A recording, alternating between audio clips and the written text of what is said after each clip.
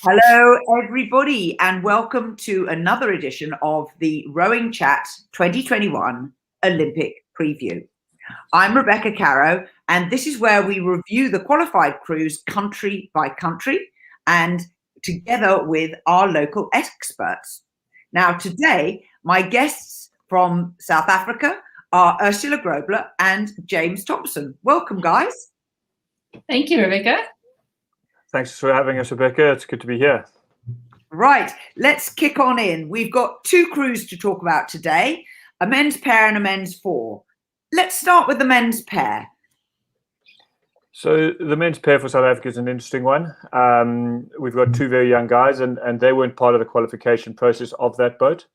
The men's pair was the South Africa's top boat in 2019 World Champs, and it had John Smith and Lawrence Britton qualified, and at that point that was John's third Olympic boat he had qualified, and it was symbolized as a good transition from lightweight to heavyweight.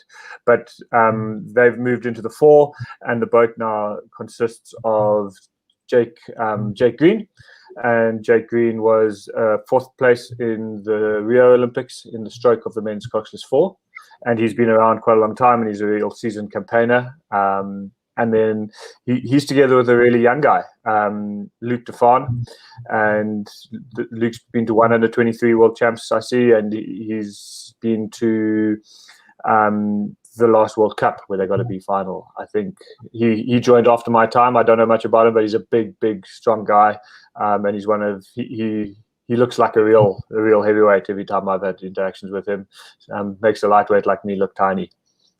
Now, just also on that qualification part there, James, just correct me if I'm wrong, but wasn't that Lawrence's first last year when he qualified the pair, or not last year, the year before, because last year with Corona seems to be a dead year, but the year before, when he qualified that pair, wasn't that the first time that he ever qualified a boat, even though he tried to qualify a boat so many times? So I thought that was such a big thing for him that he finally qualified a boat, even though he won a medal at the Olympics.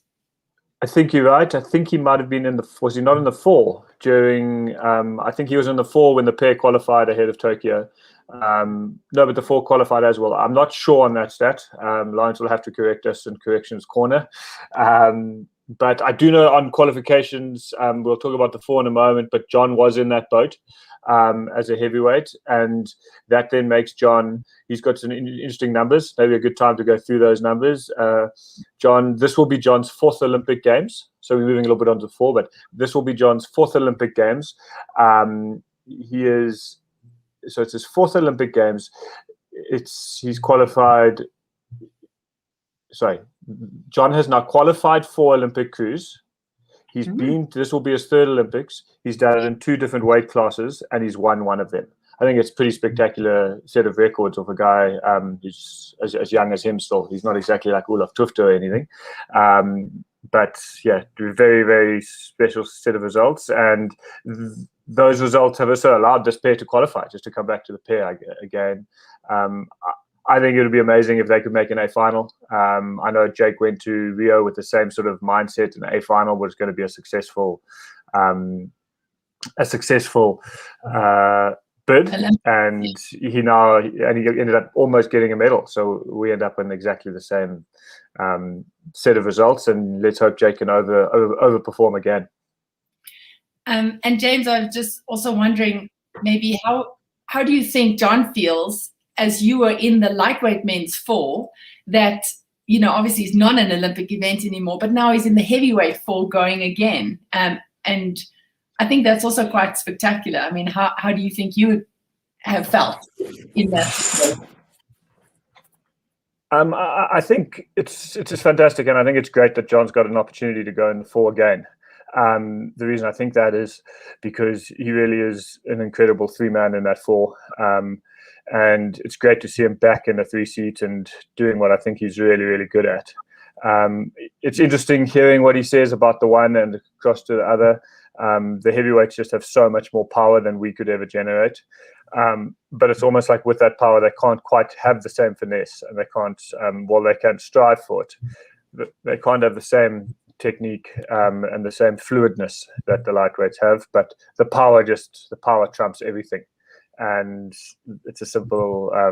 And that's why it's so fast. I think he's enjoyed the transition. I think it hasn't been an easy transition. It's taken a lot longer than I think he would have hoped for. And I think John, if we're honest, John's got very lucky in the extra year to give himself an extra year to come right. It didn't look like he was, while he had qualified the pair, it did look like Kyle was going to take that seat in the pair. And then the Corona year was very good for John, gave him another year. And that got the pair with Sandro going really well, and that pair just wouldn't go away. Kyle and Lawrence were in the pair, and Sandro and John just kept on overperforming expectation. And then eventually they were like, well, we've got two fast pairs, and the four clicked thereafter. So I think John, while a lot of people maybe think that Jake and Luke are the really lucky guys because of that four qualifying, like John's Olympic dream was over. If it was in the pair, I don't think he was going to make that pair. Kyle had really come on quite well since 2019, and then John made his own destiny, and he made, together with Sandro, he made that pair fast, and in typical John fashion, turned the tables. I was part of one of those turning the tables with John, and it's a special place to be. And I could just imagine what they were going through when they were just relentless and kept performing and couldn't be ignored any longer. It's not that they were fast before; it's that they made themselves unignorable. And then so I think that takes us on to the four, which is an interesting space to be. I'm really excited to see what the four can do. I've obviously been talking to the guys for the last few months as it's sort of the four wasn't an option, and then the four became an option because the pairs kept performing in the background. And it's one of those boats that I believe rowing boats either have a certain click to them very early on, or alternatively they don't, and they're always fighting for the speed and fighting for the cohesion. And that four seems to be one of the ones that has clicked, and we saw that at Lucerne with the silver medal. And I know Corona's changed everything, and it's interesting what that team's done since then. But maybe we can go through the athletes, but they've had a very interesting block since Lucerne. They've gone back up to the mountains, which is something completely new for South Africa. We don't know what the result of that would be. But we are in winter now, not summer. So going up to altitude is difficult for us. And they've gone up into the snow. There's been a bit of snow up in the mountains, and I think it's been really cold. And they drove back last night, and now they're in super isolation. They're not seeing anyone. I know one of the guys I spoke to last night isn't even seeing his wife. They're in the same city, and they're staying apart for this week. We are in a massive peak in Johannesburg. We had 11,000 new cases in our province, and it's a very small province yesterday. So the athletes are now hiding from everybody. They've got to be here for a few days while they get tests and whatnot for their flights, and then they're out. But it's a very interesting development. I was interested for me that they went to the mountains again. Yeah, I mean, I think our president might be talking to us also to raise our level of our province for those COVID cases. So as James mentioned, but also talking about the luck of the year for Sandro, because he had kind of retired, or not retired, but just said that he was going to take some time off and not focus on Tokyo. He was going to work towards Paris.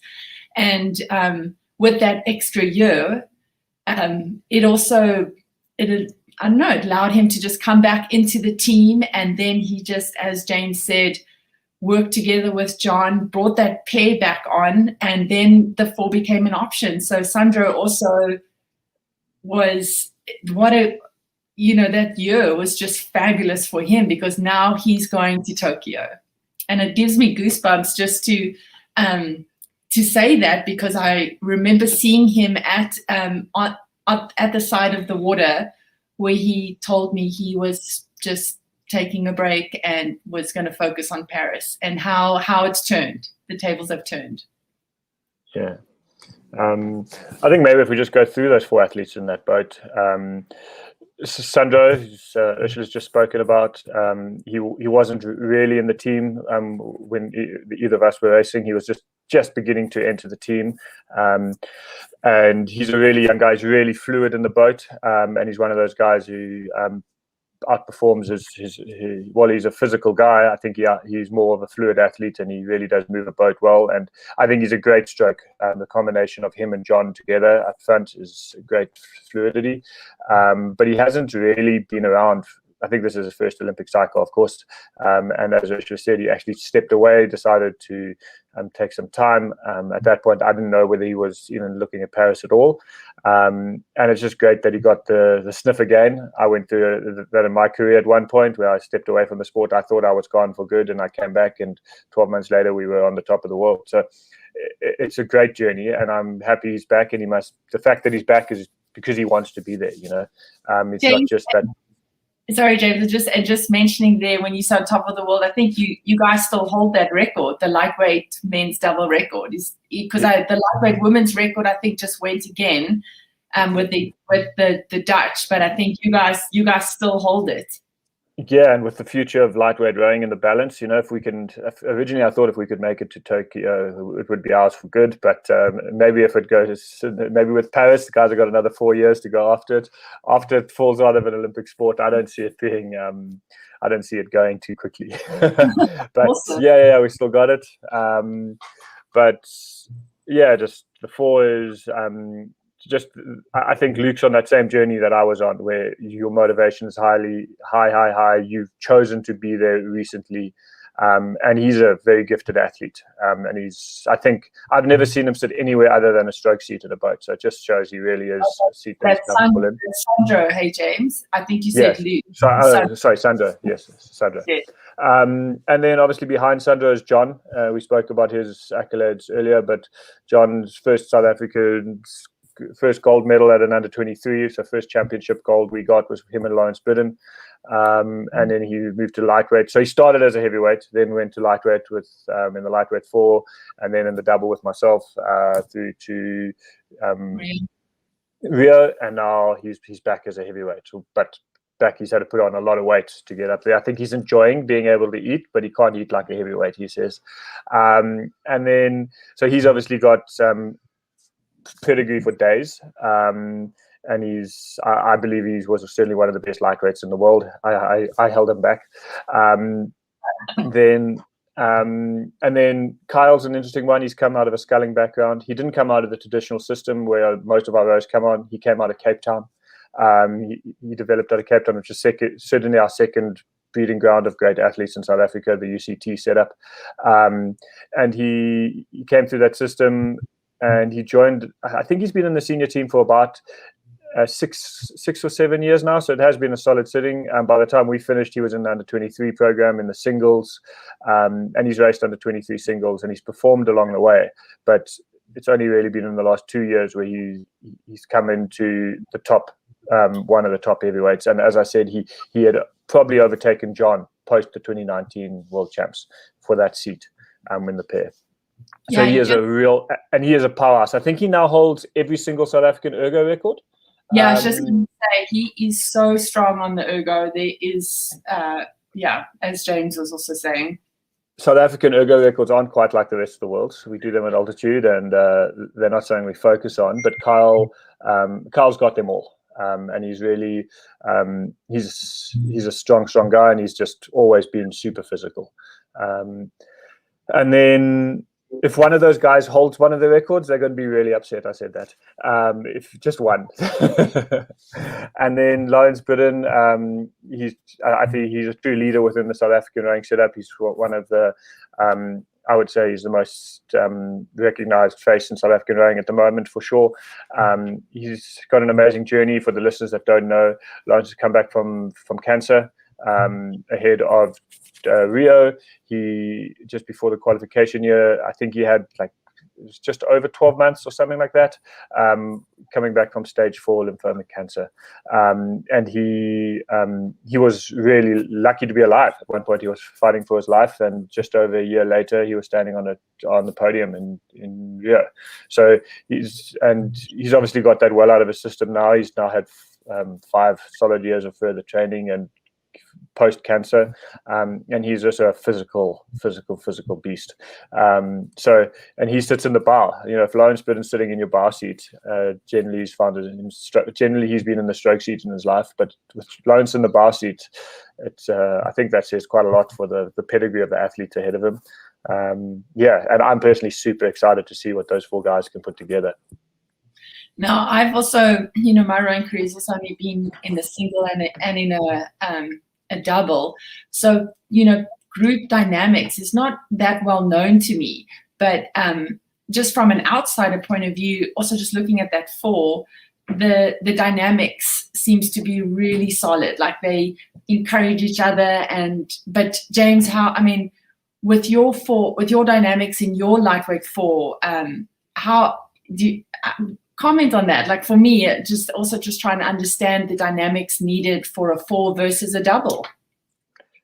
I think it's quite interesting because I think John Lawrence is really good at calling. John has a huge amount of history in that, and John plays quite a cohesive piece off the water as well. He's a very funny human being, and his humor is really good at like gluing the team together and just brushing over some of the incompatibilities that you often find in crews and making jest out of it and turning it into smoothing it out. And he's obviously been in those times where it doesn't always go well. Even crews that are going well, it's often not going well, and it's tough days in the office.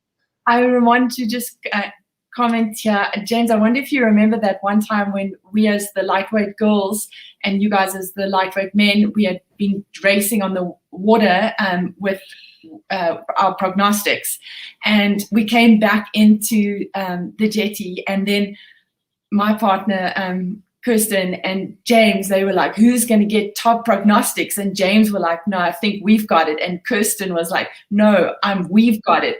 And the 2 of you actually started getting into a bit of a tussle. And then just to bring out what John's personality is, John just suddenly just says, let's all just be friends. As a comment of how John is. Yeah, he often, like in a high tense situation, will just burst out laughing and laugh at everybody for like minutes at a time. And like those high pressure times, he just diffuses them, generally by saying exactly what's going on as blatantly as it is while he's laughing himself into hysterics. And everybody eventually just, you can't help but laugh with him at the situation. So he's really good. He really is got a good sense of humor on him. And he also, I think, has perspective. It's obviously high pressure going into the game, so he takes that humor, but let's not play games with how serious John is about the job at hand. He's absolutely relentless, and he's trained like an animal. So I think that training ethos that he took forward, he's obviously got a bunch of physical guys with him that I think can leech off that, and he can mold them to some degree. I think he is a quiet leader within that crew. While Lawrence Biddon is certainly calling and certainly the leader within the crew, I think let's not underestimate how much of a leadership role John plays in a training dynamic, in taking the serious time seriously and taking the fun time seriously. He really is good at switching on and switching off. So I think they've got an amazing blend of athletes, young youth, strong animals, good sense of humor between it. They will enjoy the journey with John and Lawrence around there. But that said, I think it's a big task at hand. Tell me, this crew has qualified through the Lucerne qualification regatta 5 weeks ago. How hard is it going to be on them physically to have to peak twice in relatively short succession? I don't know. Again, in the lightweight, we always spoke about that because it's also a weight component. So then, to peak and weight come down and then to go again always seem to be a bit more trickier. But I'm actually not so sure with the heavyweight guys how that will be. But I also think maybe with the lack of competition that's happened, over the past years, that extra bit of racing, I think feels as if it's just really fired them up and they actually needed it. So, and again, to James's point, like of the combination of athletes, you've got 2 young guys, or So you've got Sandro and Kyle, and then you've got more experienced athletes with John and Lawrence. So they'll, be able to balance that out or use the peaking and then to peak again and to not, because the young guys, you're so excited, you might run yourself into the ground really quickly, where with the older athletes, they'll know when to go and when to hold back. I think it's an interesting question. And I'm actually of the view that everyone's under-raced this year. There are a lot of people who, at the qualification regatta, their Olympic dreams, they'd spent 2 years at that point, most of 2 years, 2 seasons at least, training for what turned into 12 minutes of racing if they didn't get into the finals. It's pretty wild, 12 minutes of racing for 2 years. So I think a lot of guys going to the games are possibly but more for the younger guys maybe than the older guys. So yeah, of course we saw guys like Drew Gin and Duncan Free. I think it was in the Sydney pair that no one saw them for 12 months and they rolled into Sydney. And I get it in the older athlete and they're in these bigger systems that have big training teams, but the smaller teams, I think it is a problem. I think in South Africa now, we've got 2 crews that are still training. We've got some under 23s, but those are small boats. There's no boat anywhere near the force speed for them to go side by side for them to get that truly pressured environment. If you are lucky enough to, like we did before Rio, where we had a men's pair and a men's lightweight double, great training environment. You probably don't need a race for years. But for that 4, I think they needed that race. I'm very interested that they stayed. They stayed for the extra week and raced again. They were one of the very few crews to do that, which I thought was just absolutely mad. You've incurred the difficulty of traveling. You've incurred mad that people didn't stay, not mad that they did stay. You've incurred the difficulty of traveling. You've incurred the risk of COVID. Yes, there's some risk within the country that you're at, but I don't think you have to live somewhere. You can't live nowhere. So you're there, you're right on the doorstep, and then you choose not to race. You choose to go home. I understand the risk of if you get it, if you're going back, but I think at some point in high performance sport, you've got to accept, okay, you're done if you get it in the year. So you can't start planning for, if I get it, have I got time to come back? I think it's better it's a high performance race. Put all your chips down, take your chances, give yourself the best preparation you can. So I thought more people would race it. I think South Africa did well to race it. I think if they'd left with just having qualified, if they'd just qualified, it would have been we would have left with a lot of unknowns about where do they really sit, what were the other crews. By going to Lucerne, I think they left Lucerne more confident than they left qualifications, is my point. And now they've still had a good block of training. So for me, I think that second race was really good for them, and I'm glad they got 2 high pressure races to put together. Yeah. And that's a great summary. And I'd just like to thank both you and Ursula for your time tonight.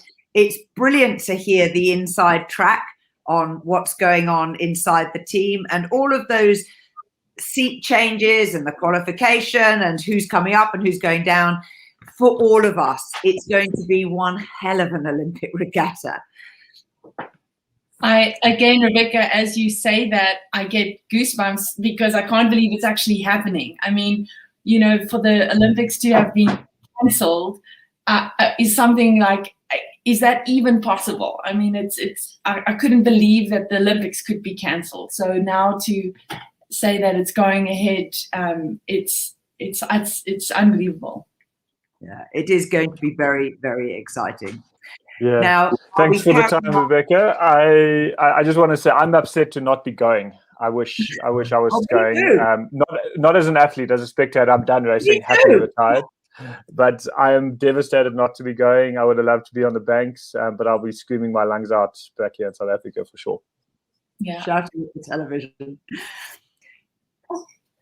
For our listeners, I will be continuing with other country previews in the days that follow. And so stay tuned and keep subscribing to Rowing Chat. The website is rowing.chat, and you can get a weekly email that just summarizes all of the episodes that we've published in the week.